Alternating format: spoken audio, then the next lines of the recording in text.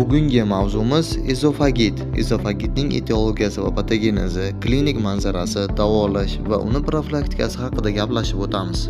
Ezofagit qizil o'ngachning yallig'lanish kasalligi bo'lib, odatda jarayon uning shilliq, og'ir hollarda esa boshqa chuqur qavatlarini ham shikastlaydi. O'tkir osti va surunkali ezofagitlar farqlanadi. Etiologiyasi va patogeneziga o'tadigan bo'lsak, o'tkir ezofagitlar qizil o'ngachning shilliq qavatining zararlanishi, kuyishlar, odatda issiq ovqat va suyuqlik kimyoviy moddalar ta'sirida, masalan, yod eritmasi, kuchli kislotalar, ishqorlar natijasida korroziv ezofagitlar rivojlanadi. Bundan tashqari ular tasodifan yutib yuborilgan yod jismning qizil o'ngach devorining tovuq va baliq suyaklari, shisha siniqlari va boshqa shunga o'xshagan holatlarda paydo bo'ladi. O'tkir osti va surunkali ezofagitlar qizil o'ngach shilliq qavatiga juda issiq, achchiq, kuchli spirtli ichimliklar ta'sirida hamda ba'zi bir ishlab chiqarishda havoda chang holida uchib yuruvchi toksik moddalarning qizil o'ngachga tushishi oqibatida yuzaga keladi. O'tkir osti va surunkali ezofagitlar kelib chiqishining asosiy omili oshqozon shirasining qizil o'ngachga muntazam tushishi va shilliq qavatni faol shira ta'sirida yallig'lanishi hisoblanadi. Kardial jon yetishmovchiligi qizil o'ngachning distal va oshqozonni kardial qismidagi jarrohlik amaliyotidan keyin rivojlanadi. Shuningdek, bu jarayon amaliyotda ko'p uchraydigan diafragmani, qizil o'ngach teshigining aksial churralarida, qariyalarda, tizimli sklerodermiyada va qator boshqa kasalliklarda kuzatiladi. Bu peptik ezofagit yoki reflux ezofagit deb ataladi. Reflux ezofagit gastroesofageal reflux kasalligining asosiy klinik shakli hisoblanadi. Kasallikning klinik manzarasiga o'tadigan bo'lsak, o'tkir ezofagitlarga sezilarsiz yoki kuchli to'sh ortidagi og'riqlar xos va ular yutunganda kuchayadi. Ba'zan og'riq sababli yutishga imkoniyat bo'lmaydi. Ezofagitni tashxislash hamda og'irlik darajasini aniqlash uchun ezofagoskopiya, o'tkir ezofagitda ezofagoskopiya tadqiq etiladi.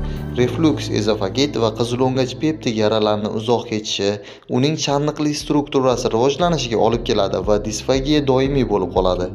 Sezilarli strukturalarda hatto yarim suyuq va suyuq ovqatlar ham qizil o'ngachning toraygan qismida yuqorida ushlanib qoladi va oshqozonga qiyinchilik bilan o'tadi.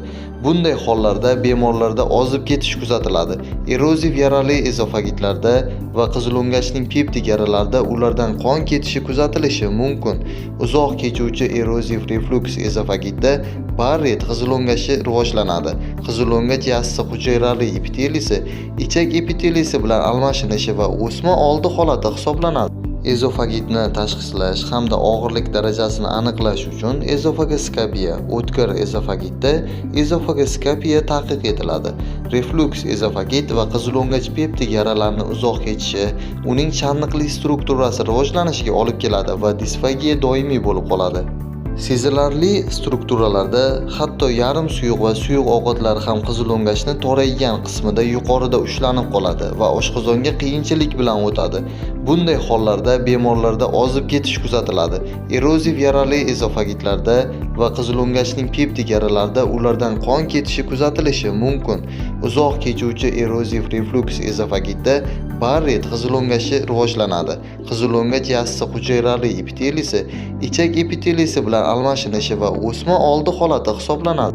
Eng muhim qismi davolashga o'tadigan bo'lsak, o'tkir ezofagitda bir necha kunga ochlik buyuriladi. Parenteral ovqatlanish va tomir orqali organizmga suyuqlik yuboriladi. Masalan, natriy xlorning izotonik eritmasi. O'tkir va o'tkir osti ezofagitda, ayniqsa reflux ezofagitda avayluvchi parhez, yaraga qarshi buyuriladi. Antitsidlar, qizil o'ngach pastki jomi tonusini oshiruvchi motiluium, oshqozon sekretsiyasini pasaytiruvchi ranitidin, famotidin, omeprazol va shunga o'xshash vositalar tavsiya etiladi. Shakllangan qizil o'ngach strukturasi bujlash yoki jarrohlik amaliyoti o'tkaziladi. Ezofagitlar profilaktikasida ratsional ovqatlanish, juda issiq ovqat, choy, qahva, kuchli spirtli ichimliklarni iste'mol qilmaslik tavsiya etiladi. Surunkali ezofagitlarda profilaktika maqsadida antitsid va antisekretor dori vositalari bilan davolash o'tkaziladi.